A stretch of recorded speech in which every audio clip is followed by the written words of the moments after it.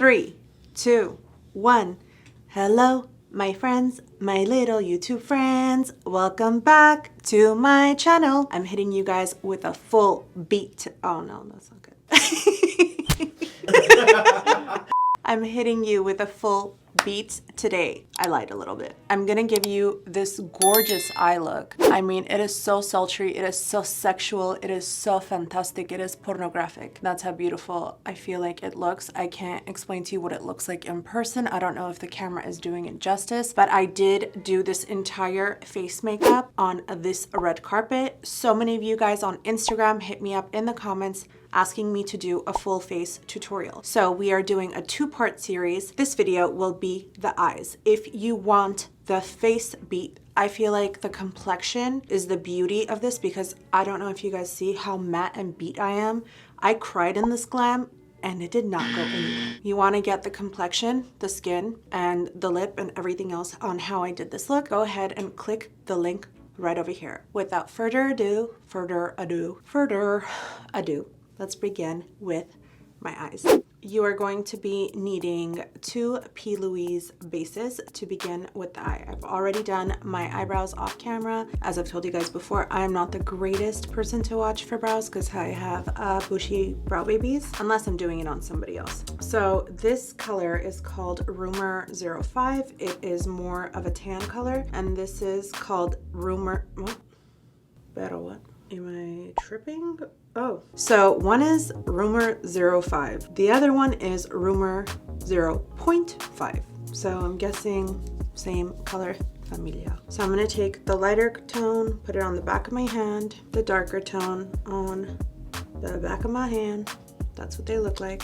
I'm going to take the lighter tone with a synthetic brush and I'm going to just press it in to the bottom of my arch and my brows. Oh lovely, I got it all over my brows. Now I'm just gonna buff that in. This eye look, everybody on Instagram was asking me for this entire look. And then I'm gonna bring that lighter tone on my inner corner as well.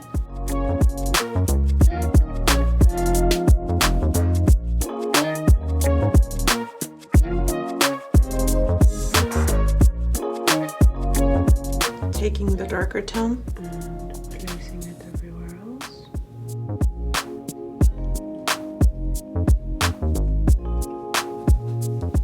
Grabbing the first brush and we're just marrying those two colors together.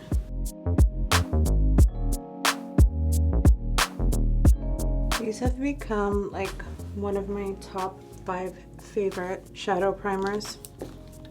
They really work and they're very affordable. I am going to grab, and I know I'm going to use a bunch of makeup palettes, but you guys don't have to use the same ones I'm using. But I'm going to grab this new tone from the Makeup by Mario Neutrals palette, and I'm going to just place it underneath my brow bone.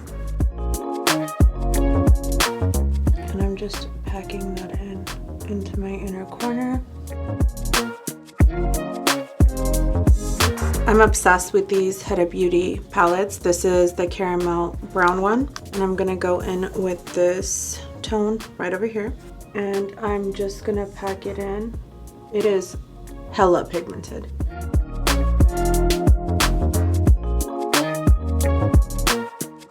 I know this look probably looks very difficult to do, but I promise it was actually one of the easiest shadow looks. Picking up on that same color on the other side.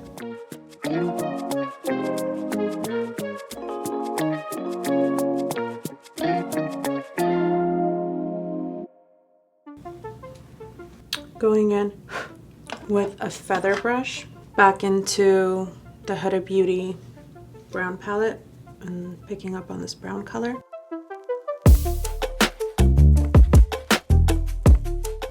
Don't get scared of all the fallout, we can clear that up. I'm giving a backdrop.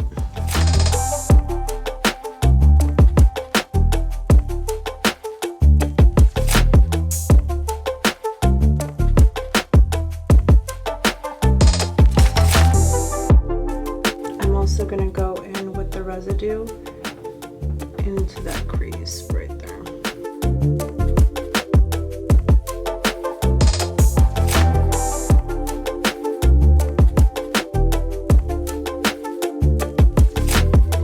Going back into our burnt orange brush. I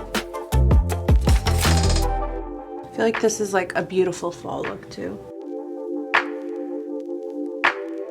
In circular motions.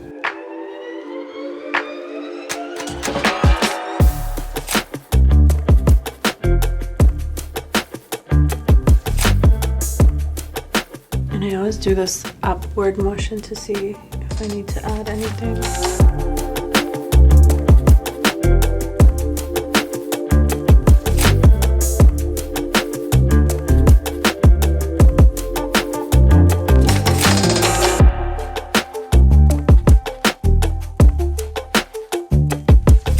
Before I continue, I'm just going to take a makeup wipe and just lightly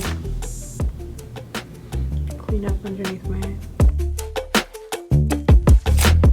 I am going to go in with that darker P. Louise. This tone over here, it's the brown palette again.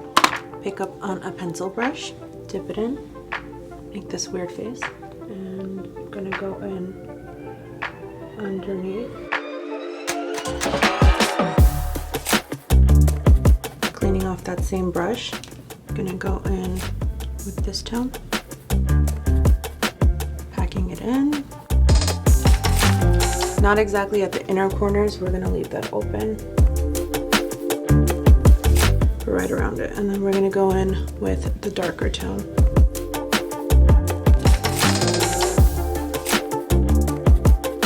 Then we're gonna go in with the darkest brown. We're gonna bring it really close. Go in with that burnt orange and the caramel brown, and right underneath the whole thing I'm gonna go really low. By the way, going really low with your eyeshadow on the bottom, if you have creases over here, it really covers all of it.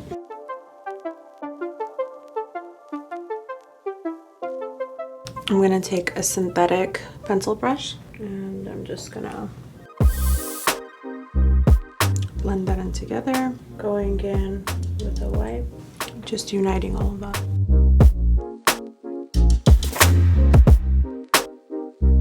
And notice how I'm like not doing it straight out. I still want my eyes to look lifted.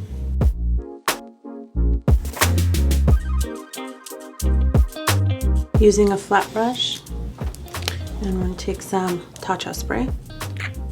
I spray it in the air and literally just wave it around, picking up on this color in the toffee brown.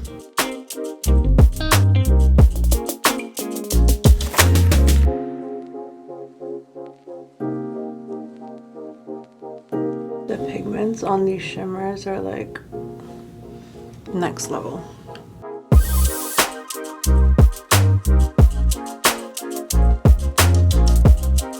Gonna take a synthetic brush, spray it. I'm gonna go in with this zebra looking cute situation and just hit it on the inner eye right there.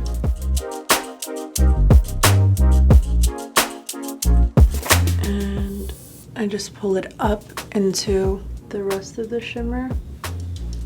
You guys see what I did? So you place it right here and then pull it up. Grabbing a NYX copper liner, I'm going to line the waterline. Kind of pull it lower too, like right underneath my waterline. I'm going to use my Tarte liner and then I'm going to go hit that tight line. Very sexual eye movement. And then you're going to close your eye and just kind of smear. You guys see how much that made the black liner? It changed this side a lot.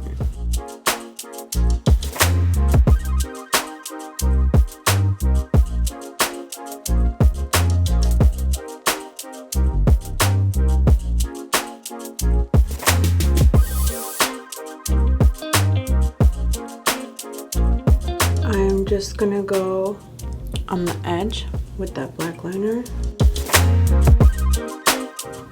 Just like that. We're closing up the eye.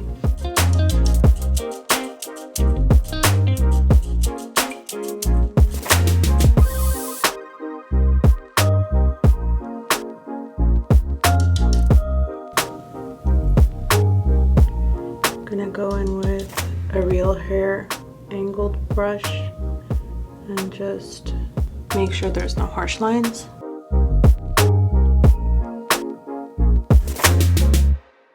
So that's the eyeshadow so far.